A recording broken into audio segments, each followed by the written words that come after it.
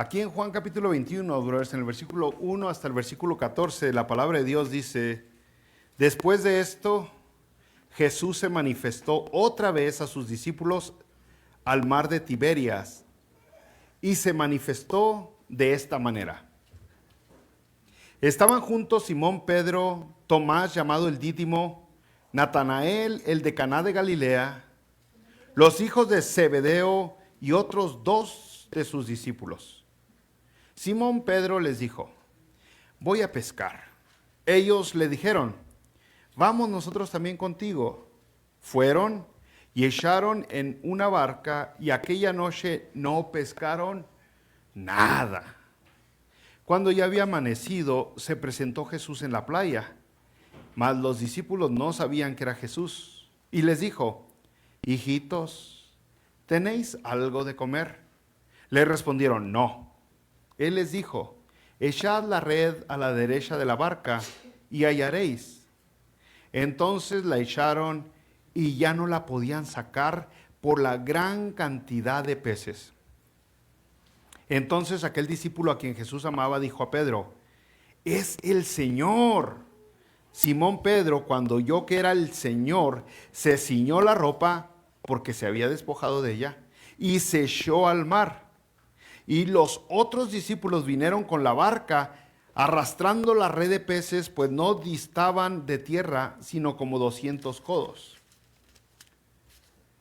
Al descender a tierra, vieron brasas puestas y un pez encima de ellas y pan.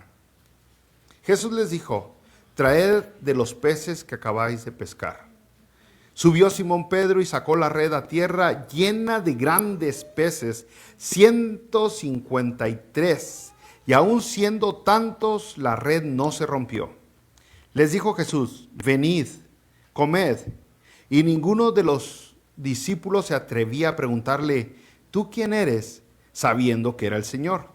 Vino pues Jesús y tomó el pan y les dio, y asimismo del pescado. Esta era ya la tercera vez que Jesús se manifestaba a sus discípulos después de haber resucitado de los muertos. Está buena la lección, brothers. Si ustedes se fijaron, es una narrativa. Están simplemente narrando lo que sucedió en esta aparición del Señor Jesucristo. Pero sabe que si usted recuerda, el Evangelio de Juan se pudo haber acabado desde el capítulo anterior.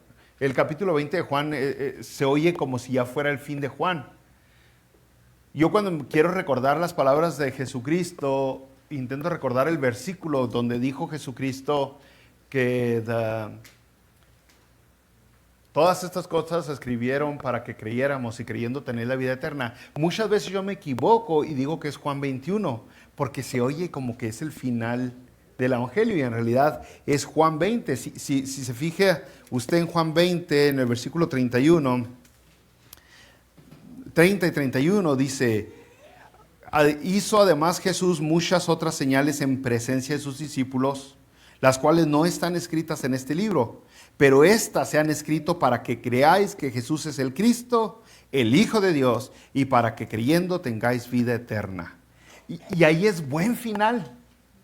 Ahí se oye como que, wow, qué bueno estuvo el Evangelio de Juan. Pero si ahí hubiera acabado Juan, quedaría inconclusa la reconciliación que hubo de los discípulos con Jesucristo. Si usted recordará, aquí mismo en el Evangelio de Juan, nos dimos cuenta que los discípulos lo abandonaron, uno lo negó y otro ni creía en él.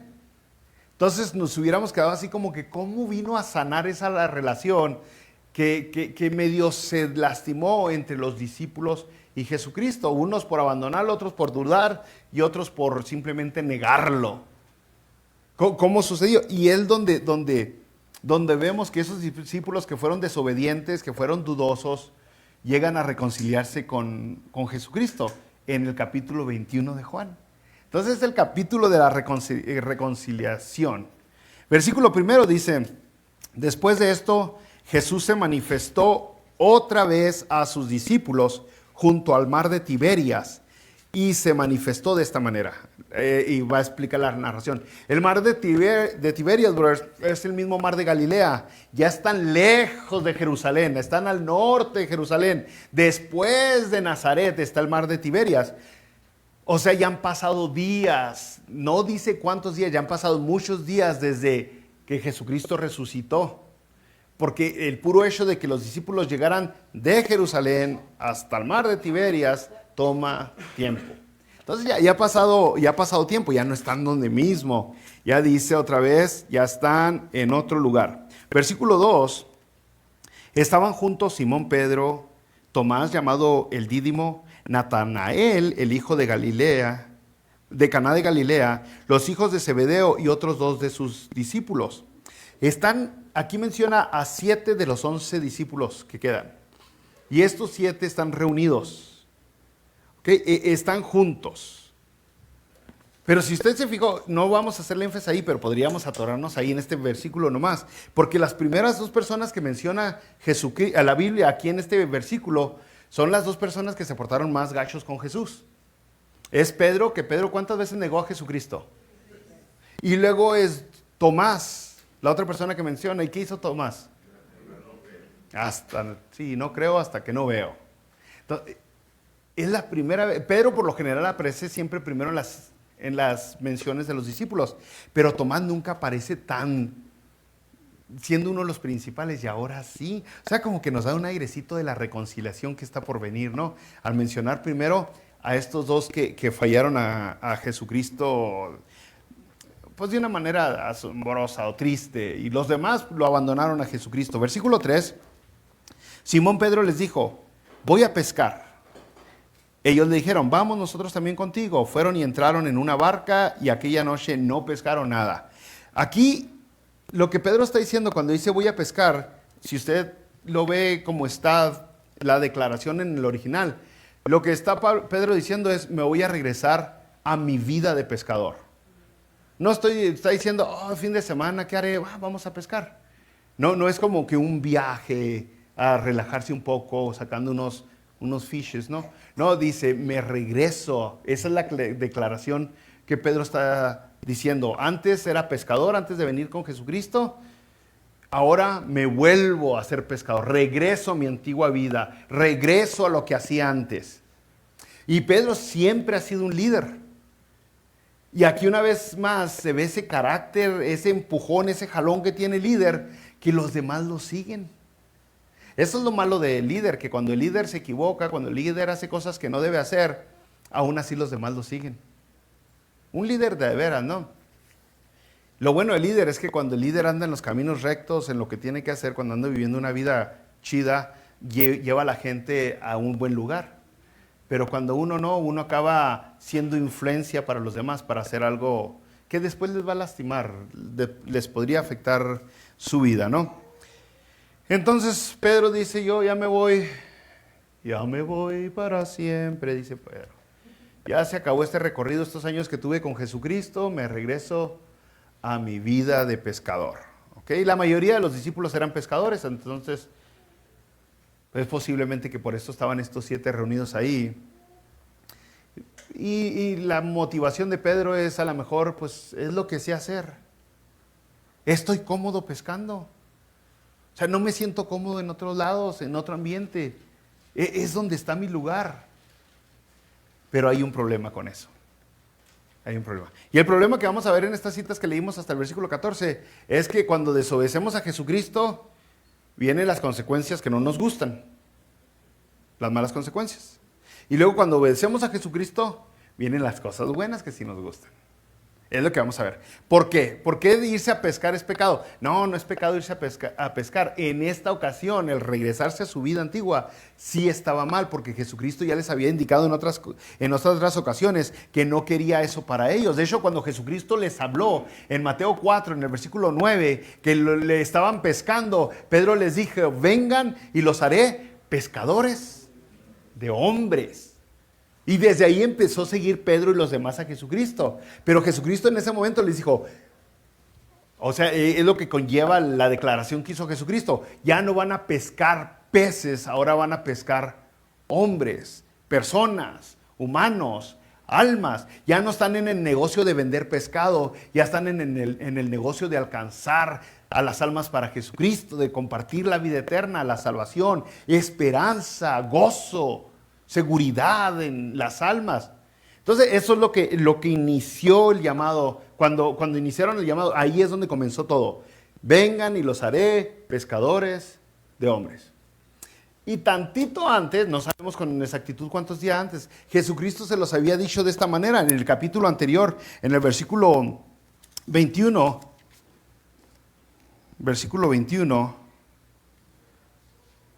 así, aquí en el 20, perdón, 21, capítulo 20, versículo 21, Jesucristo les dijo, entonces Jesús les dijo otra vez, paz a vosotros, como me envió el Padre, así también yo os envío. ¿Qué lo envió el Padre? Dios Padre envió a Jesucristo a pescar. No, pero le dice Jesucristo, como me envió el Padre, yo los envío. Y habiendo dicho esto, sopló y les dijo, recibid el Espíritu Santo. A quienes remitiereis los pecados les son remitidos, y a quienes se los retuviereis les son retenidos. Entonces Jesús les acaba de decir a ellos, este es su llamado, para esto han venido, este es su trabajo, esto es lo que tienen que hacer. Y ellos decidieron irse a pescar. No regresamos a hacer lo que nos da la gana, ¿no? Nos volvemos, aquí está más, o sea, y es posible el otro factor del pensamiento humano. A nosotros nos gusta hacer las cosas que tenemos bajo control. Cuando hay algo que está fuera de nuestro control, nos sentimos incómodos. Cuando no sabemos, nos gusta asegurar el mañana, nos gusta asegurar todo lo que podamos. Y cuando algo está como que, no sé qué va a pasar, es donde nos sentimos mal porque batallamos para confiar en Dios, para dejarle a Dios, órale, yo confío en ti, Jesucristo, que tú te vas a encargar. Yo no sé qué va a pasar mañana. Ahí en Mateo 6, Jesucristo está hablando de eso, de la ansiedad, porque eso es lo que viene cuando no sabemos lo mañana. Y Jesucristo les habla de la ansiedad en Mateo 6 y les dice, mira los pececillos, los pajarillos, mira las flores del campo, ¿no te ama más Dios a ti que a las florecitas, que a los pajaritos? Dios te conoce hasta los cabellos, conoce cuántos cabellos tienes en tu cabeza. Entonces empieza ahí en Mateo 6 a dar estas palabras para que aprendamos a confiar en Jesucristo. Pero aún así batallamos. Oiga, pues toda una vida de rascarnos con nuestras propias uñas para de repente aprender a confiarle toda nuestra vida a Dios. No es fácil, no es tan fácil, brothers. El caso es de que Jesucristo les dio una orden, les dijo, ahora van a ser pescadores de hombres, ahora a quien le perdonen el pecado les será perdonado. Pero ellos decidieron hacer lo suyo, volver a lo suyo donde se sentían más chido. ¿Y qué sucede? ¿Cuál es la consecuencia de haber hecho lo que les dio gana? Bueno, aquí dice, no pescaron nada. ¿Sí leyeron esa parte o no? Al final del versículo 3 dice, aquella noche no pescaron nada. Toda la noche, pescadores profesionales. Por lo general, estos hombres empezaron a pescar desde que tenían como 6 o 7 años de edad. No eran tan touchy como ahora son, ¿verdad? Ahora, que child labor. No, allá los metían y, véngase, mijo, ¿quiere comer? El que no trabaje, que no coma. Y antes de los 6, 7 ayudaban en los quehaceres de la casa el niño. Nada que, la bendición que se quede jugando videojuegos todo el día. No, ahí era chambear y chambear y chambear, ¿no? Entonces, ya cuando estaban viejos como estos en sus 30, eran buenos pescadores porque tenían toda la vida pescando. Y aún así no pescaron nada. O sea, les voy a platicar, a mí no se me olvida esa experiencia que tuve con algunos brothers de aquí. No quiero decir quién porque no quiero agüitar a nadie. Es que aquí hay muy buenos pescadores y hay otros brothers que se creen muy buenos para pescar. Y yo no soy pescador, no soy bueno. De hecho, una vez pesqué cuando duramos como varias horas allá en Pagosa, mis hijos, mi esposa y yo pescando, y ellos pescaron un chorro, y yo pesqué uno de este tamaño.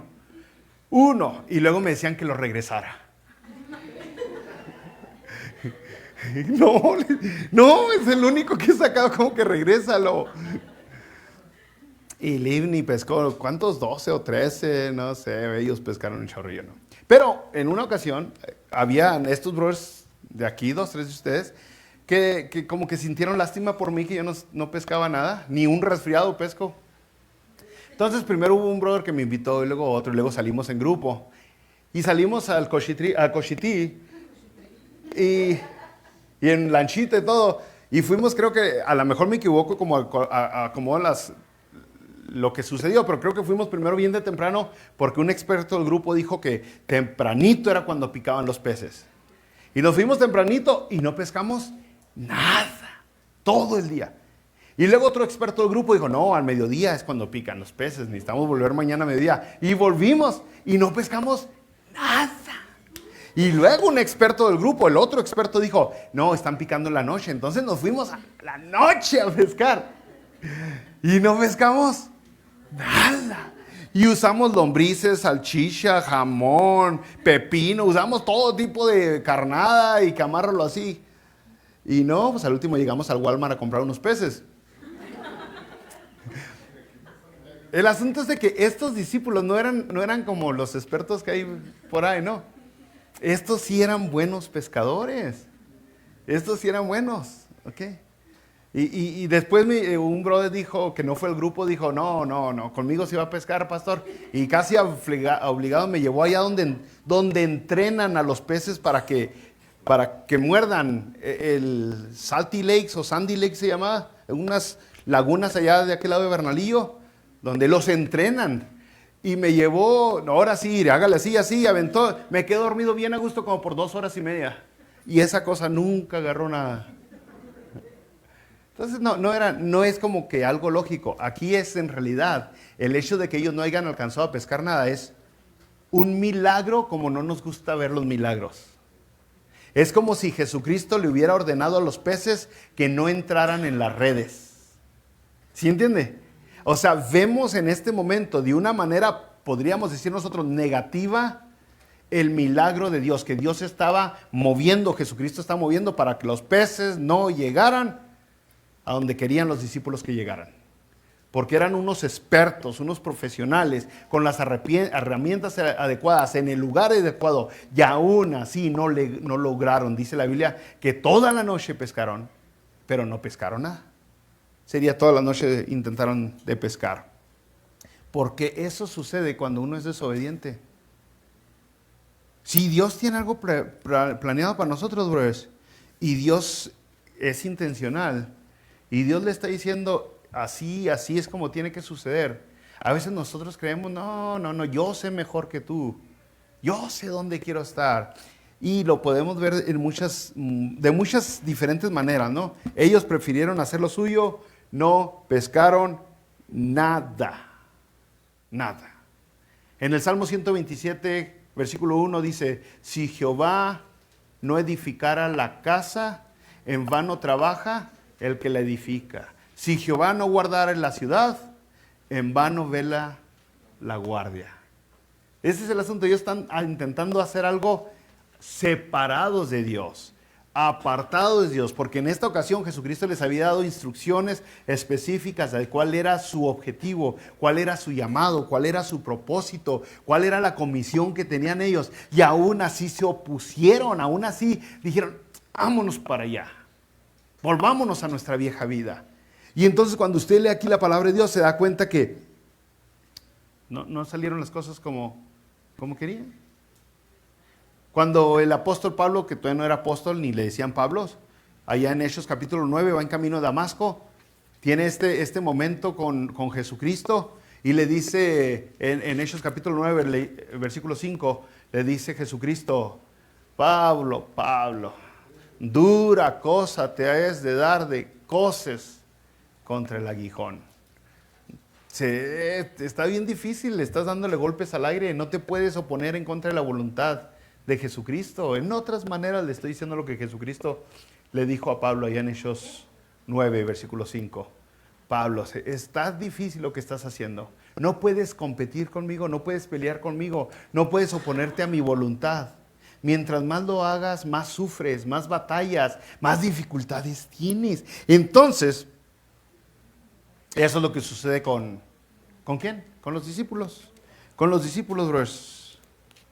Así que nosotros somos, la mayoría de los que estamos aquí nos consideramos cristianos. Oh, si yo quiero hacer la voluntad de Dios, quiero estar con Dios. Y la verdad es que entonces si nos consideramos cristianos, la mayoría de los que estamos aquí, o nos consideramos creación de Dios, todos los que estamos aquí, deberíamos de entender que Dios tiene un propósito personal para cada uno. Dios no agarra en grupo y dice, órale, para todos. Dios tiene un propósito para cada individuo, para cada persona, para cada uno de nosotros. Y no es el mismo. No siempre lo que usted quiere o lo que usted tiene como misión lo tiene otra persona. Casi siempre su propósito es muy diferente que las demás personas. Y lo puede ver de una manera negativa si quiere. Cada quien, dice la palabra de Dios, tiene su cruz que cargar.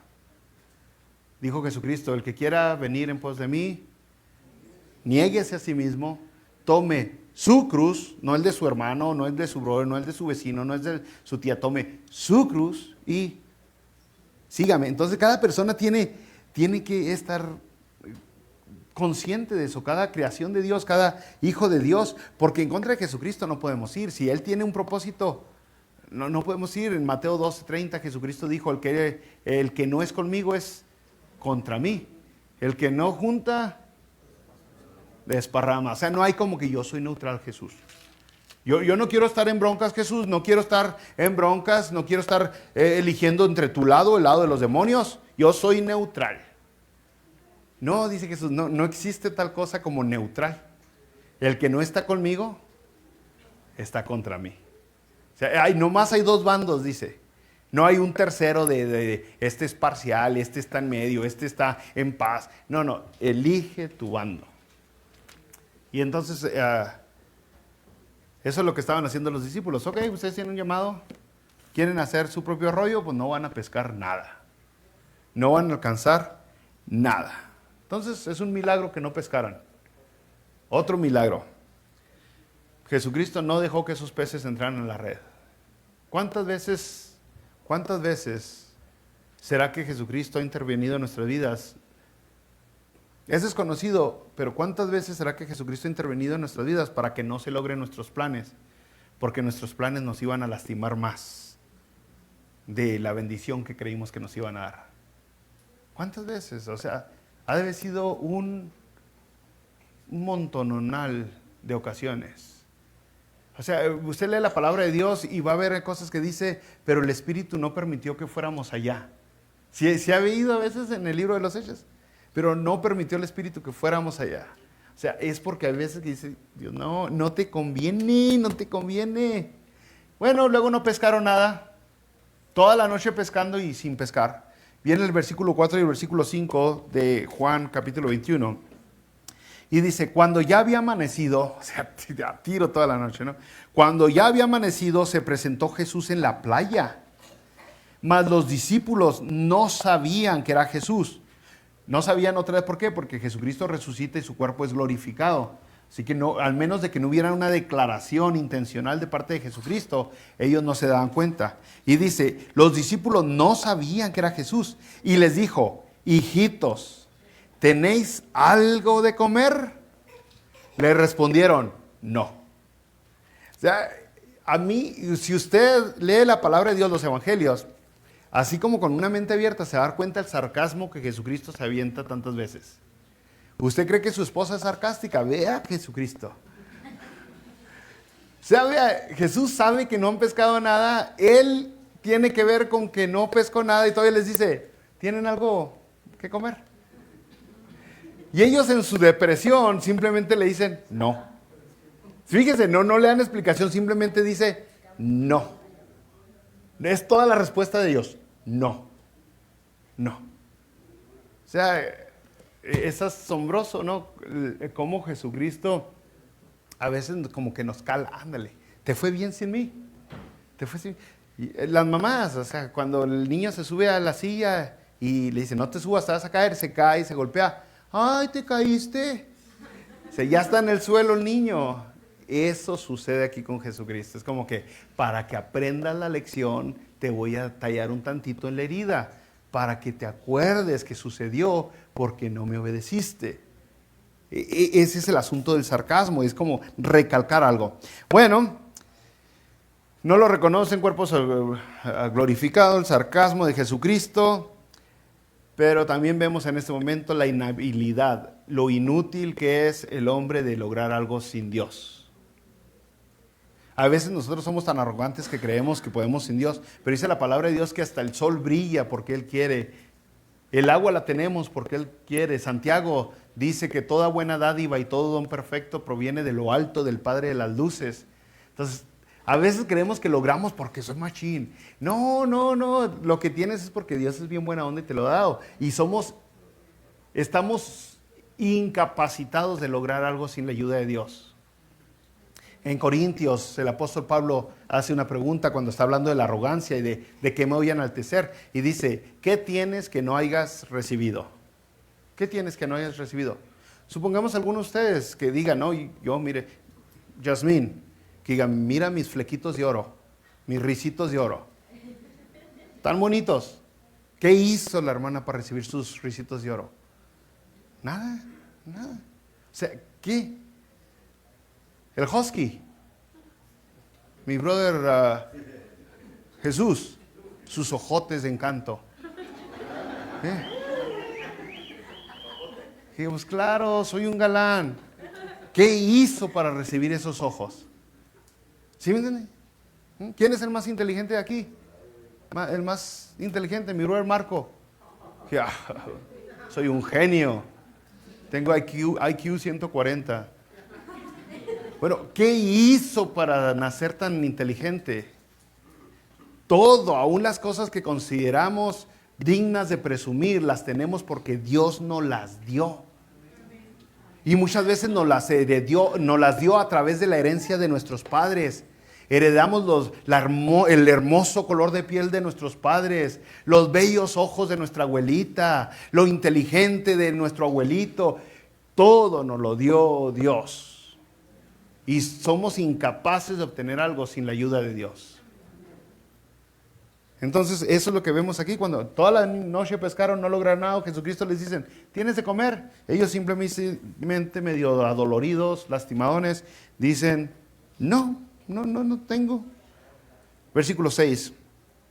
Él les dijo, Jesús les dice, echad la red a la derecha de la barca y hallaréis. Y pues ahí está otra vez, ¿no? Que estos son pescadores profesionales, no conocen al hombre que les está hablando, les pide comida a este hombre y ellos dicen no tengo, y dicen pues echa la red y vas a encontrar comida.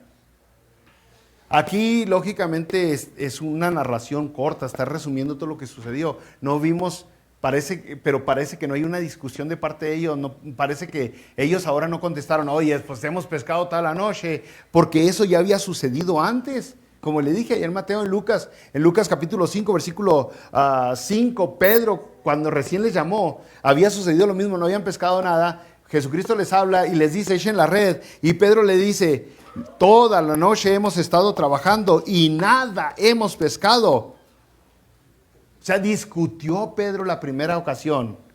Ahora dice que simplemente cuando Jesucristo les dice, echad la red a la derecha de la barca y hallaréis.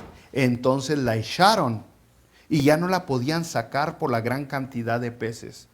Eso es lo que sucede cuando obedecemos. Eso es lo que sucede cuando obedecemos, cuando le hacemos caso a Dios. Cuando le hacemos caso a Jesucristo. Y dijo a la derecha. Fue claro, fue específico dónde querían que le echaran. No dijo nomás, echen la red otra vez. Dijo a la derecha. A la derecha. Muchas veces, muchas de las cosas que Jesucristo nos dice como que no tiene lógica. Como que no tiene, como que, ¿por qué vamos a hacer eso que Dios quiere? ¿Por qué?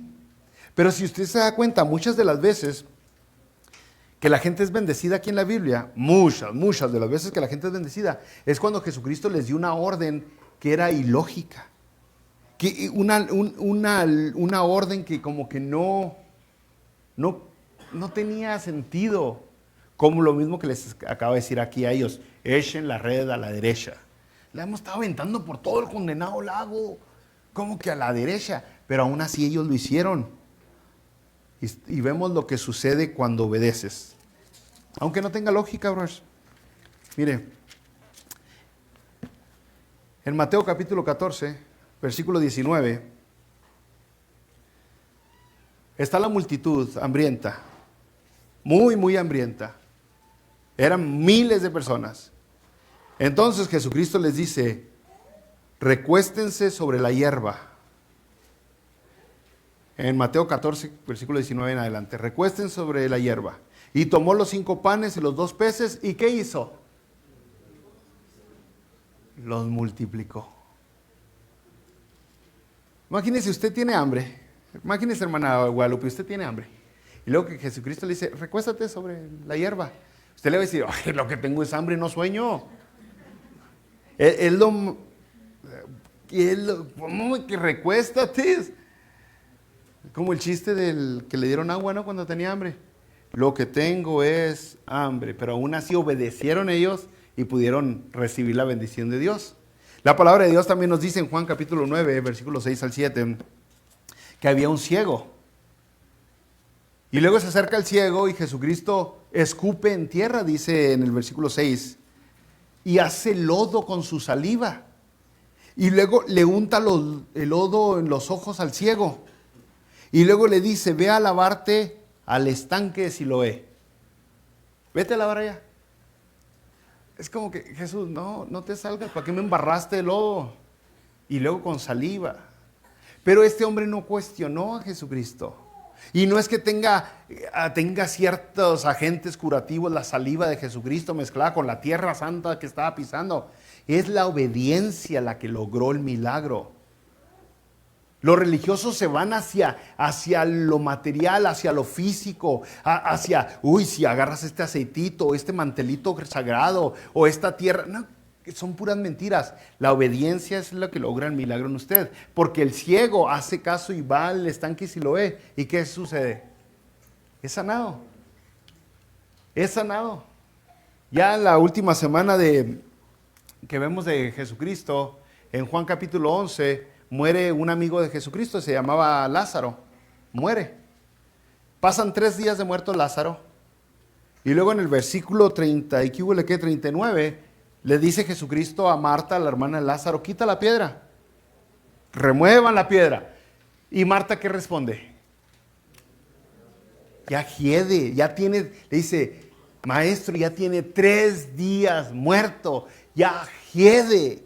No tiene lógica, ¿para qué quieres que quite la piedra? No tiene sentido. Pero aún así dice la Biblia que hicieron caso, obedecieron y quitaron la piedra. ¿Y qué sucedió? El milagro sucedió cuando hay obediencia. Muchas personas no entienden. Muchas personas quieren hacer cosas que a ellos les da ganas para lograr. Hoy si cargo esta cruz, voy a obtener bendición. Si camino de rodillas, voy a obtener bendición. Si voy a la iglesia, voy a obtener... No, la idea es que lo que hagas es lo que Dios te dice, lo que Jesucristo te indica, no lo que a ti te dé la gana. Hay una diferencia bien grandota en hacer algo que creemos que es religioso, en hacer algo que es orden, mandamiento, dirección de Dios. Entonces sucede el milagro cuando la gente le hace caso. Y eso lo vemos desde siempre. Cuando comienza el ministerio de Jesucristo, aquí en Juan, en las bodas de Canaán, Jesucristo les dice, llenen, porque se acabó el vino, se acabó el vino. Y piden ayuda a Jesucristo y dice Jesucristo, llenen las vasijas de agua. Ellos, pues si se acabó el vino, no el agua. Pero obedecieron. Ahí es de las pocas veces que aparece María, o la única vez que aparece María, antes de la crucifixión. Y María les dice, hagan todo lo que Él les dice. Ahí es donde comienza. María, la madre carnal de Jesucristo, les dice, hagan todo lo que Él les dice. Y lo hacen y el milagro sucede. La verdad es que ahorita tenemos a mucha gente que viene a iglesias, a grupos religiosos, se reúnen y quieren que su vida tenga esta bendición de Dios, quieren cambiar su vida, que mejore su matrimonio, que mejore su economía, que mejore su salud, quieren alcanzar la salvación, quieren sentirse llenos de esperanza por dentro, quieren quitar la amargura o el dolor, la tristeza que traen y buscan en los grupos religiosos y salen y se sienten igualitos. La pregunta es, ¿estás haciendo lo que Dios te está indicando? ¿O simplemente estás calando lo que te da la gana para mejorar tu vida? Porque cuando hay obediencia nos damos cuenta que hay bendición. Cuando hay obediencia hay bendición, se cumple la voluntad de Dios. Sí, sin duda alguna. Otra vez, versículos 7 y 8.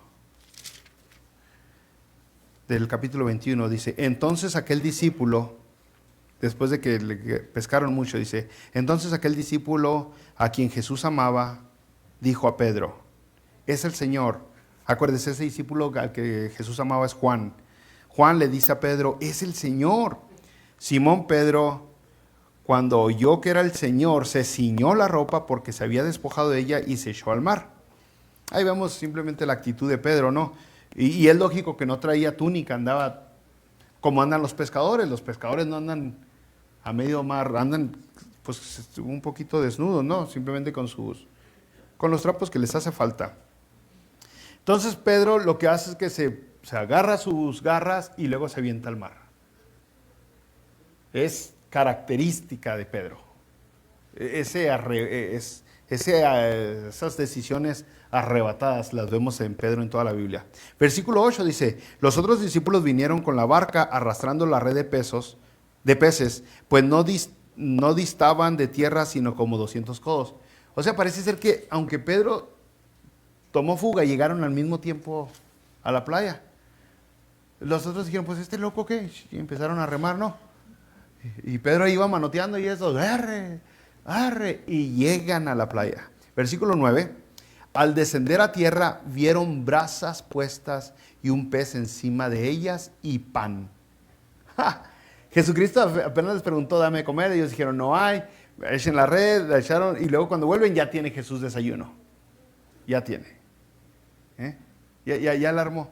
¿Saben ustedes cómo hace Jesucristo desayuno? ¿Sí? Está en la Biblia cómo hace Jesucristo todo. Más o menos está, Génesis capítulo 1. Hágase desayuno. Y el desayuno se hizo. Así hizo todo, ¿no? Jesucristo. La palabra de Dios dice que Él hizo todo. Porque algunas personas dicen que se fue a pescar Jesús antes que ellos, ya traía un pescado escondido atrás. No, Jesucristo es Jesucristo. Hágase desayuno. Y ahí estaba el desayuno sabroso, ¿no? Versículo 10 y 11. Subió Simón Pedro y sacó... 10. Jesús les dijo, traed de los peces que acabáis de pescar. Subió Simón Pedro y sacó la red a tierra, llena de grandes peces, 153. Y aún siendo tantos, la red no se rompió. O sea, aquí vemos está siendo Jesucristo tan específico que dice, eran peces grandes, eran 153 y la red no se rompió. Ahí también nos podríamos atorar en este versículo una predicación sota de 2-3 horas. Porque primero Jesucristo, si le va a dar, no le va a dar los charalitos que yo pesqué. No le va a dar unos pececitos. Dice, eran grandes. Yo he visto, por ejemplo, el pez ese que tiene bigote, ¿cómo se llama? Ese, el catfish. He visto unos que sacan así chavalitos y he visto unos animalotes que sacan. Pero grandotes, ¿no? O sea, eso me imagino. Porque usted dice, 153, pues si fueron charalitos, pues lo sacó ahí en la redecita del niño que va a jugar. No, pero dice, estaban grandotes. Pero luego dice, y la red no se rompió. Otra maravilla. Milagro que hayan sacado tantos grandotes, pero otro milagro fue que la red no se rompió. ¿Sabe por qué? Se lo voy a resumir. Porque cuando Dios le da algo, nada se lo puede quitar, nadie se lo puede quitar. Aunque las redes están a su máximo, las redes no se rajan, porque otra vez Jesucristo le ayuda a mantener lo que le está dando. No tiene que tener miedo de que, uy, voy a perder esto, voy a perder aquello, uy, mi esto, uy, mi aquello. No se raje usted con la fe. El que se lo dio le ayuda a mantenerlo. Todo lo que le ha dado, todo lo que ha dado. Ahora, si lo llevamos a un contexto espiritual, entienda esto, que la analogía es que van a ser pescadores de hombres. Y la analogía es que lo que pescan son como si fueran hombres. Y cuando viene alguien a los pies de Jesucristo, tiene que mantenerse seguro, con tranquilidad en su mente, de que lo que Dios alcanzó, ahí se va a quedar. Dijo Jesucristo, están en las manos de mi Padre y nadie los puede arrebatar. Nadie los puede arrebatar. Están seguros conmigo.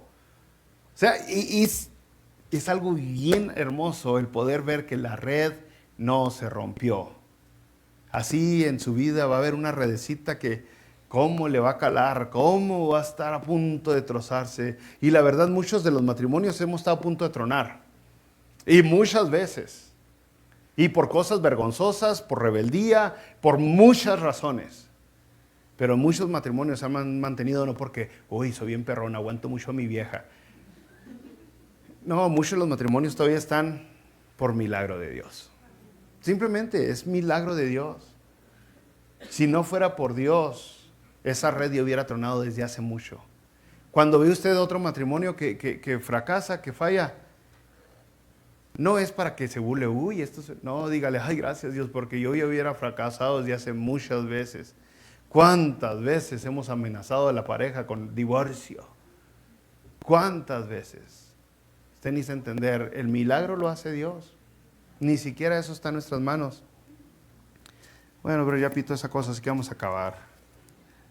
Estoy como Juan, ¿se fijaron? Juan en el capítulo 20 como que nos dio el fin y luego todo se aventó otro 21. Así estoy yo en este momento. Muy bien, brothers. En Juan capítulo 15, versículo 5 dijo Jesucristo, yo soy la vid, vosotros los pámpanos.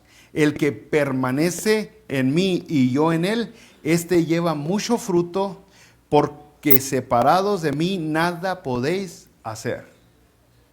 ¿Y qué estaban llevando ellos ya cuando permanecieron en Jesucristo? Mucho fruto.